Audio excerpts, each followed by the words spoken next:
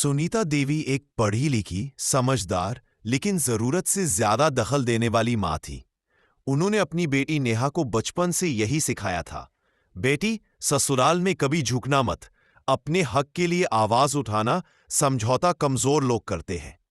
नेहा ने माँ की हर बात को मंत्र की तरह अपना लिया। नेहा की शादी अमन से हुई, एक शांत, समझदार और परिवार को जोड़कर चलने वाला इंसान। शुरू शुरू में सब ठीक था, लेकिन छोटी छोटी बातों पर नेहा को मां की सीख याद आने लगती। ये काम मेरी जिम्मेदारी क्यों? मेरे मायके में ऐसा नहीं होता, मैं क्यों एडजस्ट करूं? हर झगड़े के बाद नेहा मां को फोन करती और उधर से आग में घी डाला जाता। तू क्यों सह रही है? अभी से दबेगी तो जिंदगी भर दबेगी। अमन समझाता, सुलह करना चाहता, लेकिन रोज रोज के तानों और शक ने रिश्ते को खोखला कर दिया। आखिरकार वही हुआ, दोनों का तलाक। कागजों पर दस्तखत हो गए, रिश्ता टूट गया। कोर्ट में दहेज का सामान वापस करने को कहा तो मां ने कहा, अब अपना दहेज लेने चल, जो दिया था वापस तो आना चाहिए। नेहा अमन के घर पहुंची, वही घर, वही दीवारें, लेकिन सब कुछ सूना। वह सपनों में खो गई। कभी सपने सजाए थे घर बनने के, अब वो बिखर गए थे। अमन की मां चुपचाप अलमारी खोली, हर सामान बड़े सलीके से रखा था। नेहा की नजर एक डायरी पर पड़ी।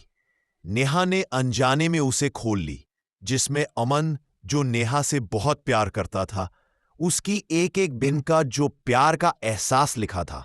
आज नेहा ने फिर मुझसे बात नहीं की। मैं चाहता हूं वो खुश रहे, बस यही मेरी जिद है। पन्ने पलटते गए, हर तारीख पर एक कोशिश, एक उम्मीद, एक टूटा हुआ सपना। नेहा की आंखों से आंसू बहने लगे। उसे अपनी मां की हर बात झूठी लग रही थी और अमन सच्चा दिख रहा था। उसे पहली बार एहसास हुआ, जिसे वह अपनी जीत समझ रही थी, वो दरअसल किसी का हारता हुआ प्यार था। उसी पल अमन घर लौटा। उसने जैसे ही नेहा को देखा किसी ख्वाब, नेहा उसे देखकर फूट फूट कर रो पड़ी। मुझसे गलती हो गई, मैंने सुना सबका, लेकिन तुम्हारा नहीं। अमन चुप रहा। नेहा ने कांपती आवाज में कहा, मैं दहेज नहीं, अपना रिश्ता लेने आई हूं। अगर अब भी कोई उम्मीद बची हो। अमन की आंखें भर आईं। उसने बस इतना कहा, अगर दिल से। मां को फोन किया और कहा, मां, आपने मुझे मजबूत बनाना चाहा, लेकिन रिश्ते निभाना नहीं सिखाया। उस दिन नेहा ने सीखा, हर सलाह सही नहीं होती और हर किसी को झुकना कमजोरी नहीं होता। रिश्ता बच गया, क्योंकि देर से ही सही सच्चाई समझ आ गई थी। यूएफ खिलजी, ये कहानी आपको अच्छी लगी हो तो कहानी को लाइक करें, शेयर करें और कमेंट करें। और अभी तक आप हमें फॉलो नहीं किया हो तो प्लीज हमें फॉलो जरूर करें।